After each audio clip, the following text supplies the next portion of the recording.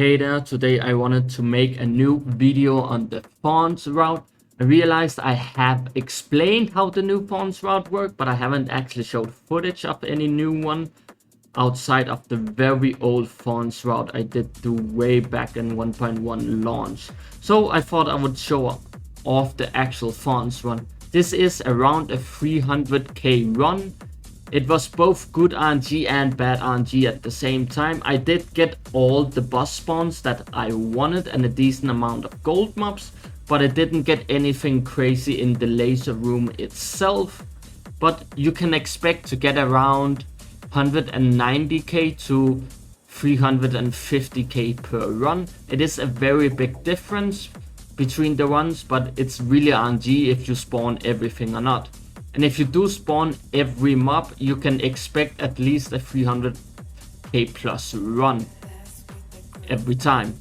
You can see here I'm doing the bunny hopping. This was recorded before the current patch 1 week in advance, so the bunny hopping was still in the game. As far as I know, this has been fixed in the most recent patch. You can no longer bunny hop. This was also recorded before people started doing the arc tech that I showcased in my tips and tricks video from yesterday.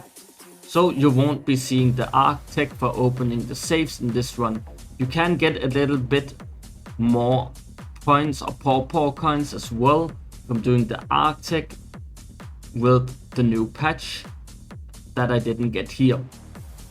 But as I said, this is a pretty high roll run, but not a super high roll.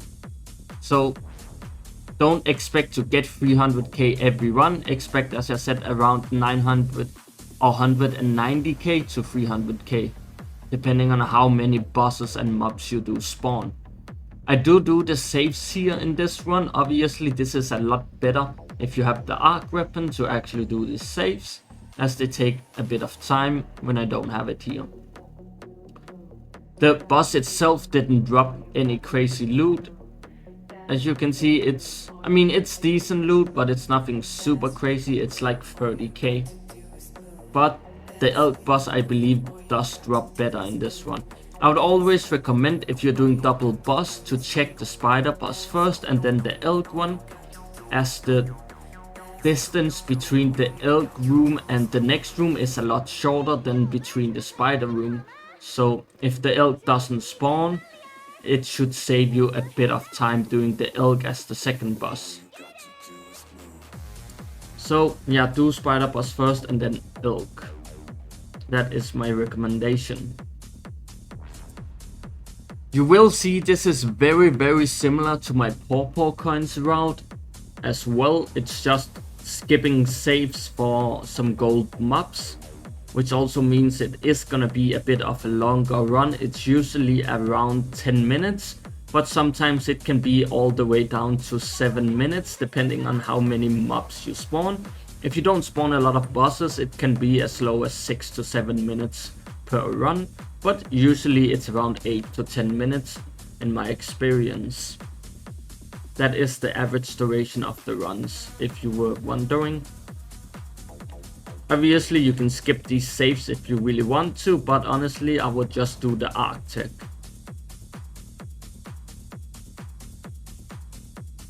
Just a classic skip here. Obviously, with the new bug for opening the doors, you can easily skip this floor without aggroing the mobs. You no longer have to do the de-aggro in this room until they fix the door bug. So obviously, it'll be a bit faster on live servers than what I'm doing here.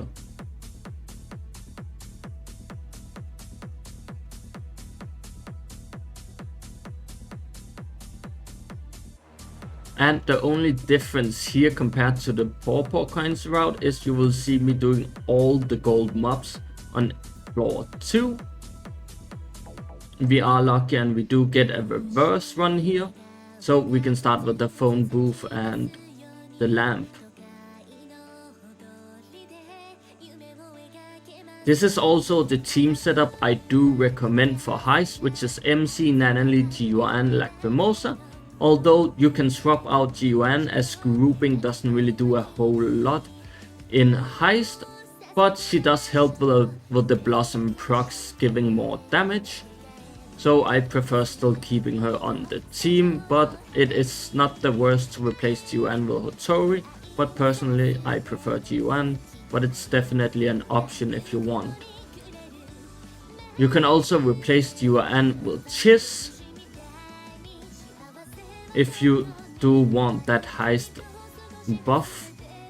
Like Formosa is in the team for the Heist buff as well if you do have it.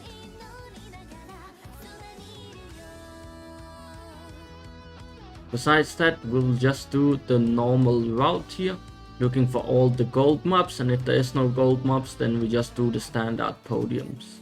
Oh, it did have an Ore. That's the one good item I guess it dropped in this run. I don't believe there was any other high value items in this run. I believe that is the only one, but we will see.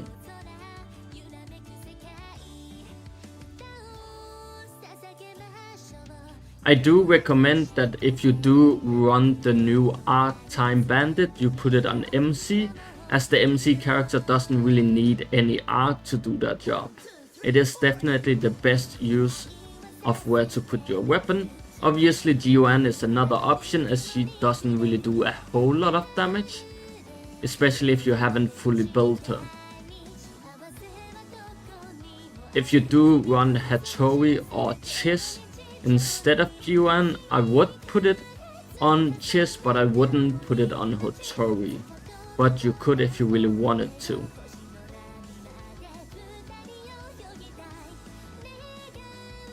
There isn't a whole lot to say right here, it's just the normal route.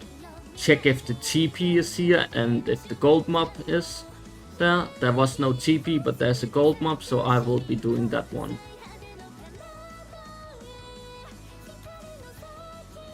I believe if you don't take any damage and actually kill this gold mob in time, you could do Lacrimosa Bat over the lasers and avoid having to fight the second mob. I was trying here to do the bat, but I already got hit, so it was too late to use it. But you can definitely skip the second night, I believe.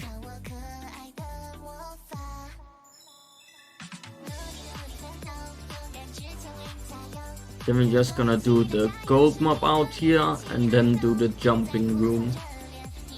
I always like to do the jumping room, even though if you are only here for farms, it's definitely skippable, as it doesn't really give a whole lot of farms. It's like 6k farms at farms, which isn't worth that much, but it's still decent pawpaw coins, so I like to just do it since I'm here anyway. It only takes a little bit of time. It's a little bit faster with Nanalie as well, as they have fixed her wall running a bit on the cupboards there, or the boxes. We got 2 necklaces, which is roughly 3k fawns, not really worth it. I was testing if you could use the Nanalie skill here, and apparently you can't, so it's slightly buggy still. But it does work from the bottom side, as long as you have already jumped on one shelf or one box.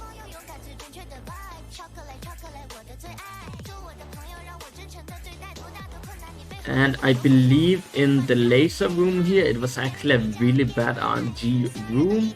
But as you can see, I'm already at 250k, so we are not far off that 300k mark. Even without a good laser room, we can still hit 300k. As long as you spawn all the gold mobs, you should be getting a lot of fawns. And if you do struggle with time, as I said, you can always skip the puzzle room, as there isn't really a lot of fawns in there, but I did it anyway, just for the pawpaw coins, as I mentioned. I'm skipping the safes here, but if you do have the arc, you should definitely open the safes.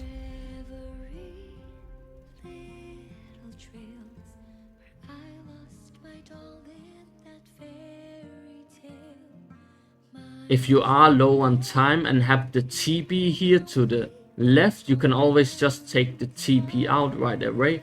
I believe I skip it here maybe. Yeah, I skip it here just to show the entire path. But you can always take the TP out if you're low on time.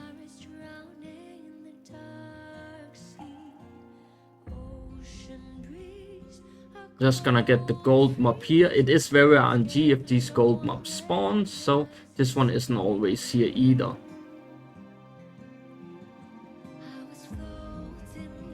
I do recommend the Lacrimosa Tome boss anomaly for Heist specifically, because it has a pretty big AoE that can also hit the flies, which is very nice.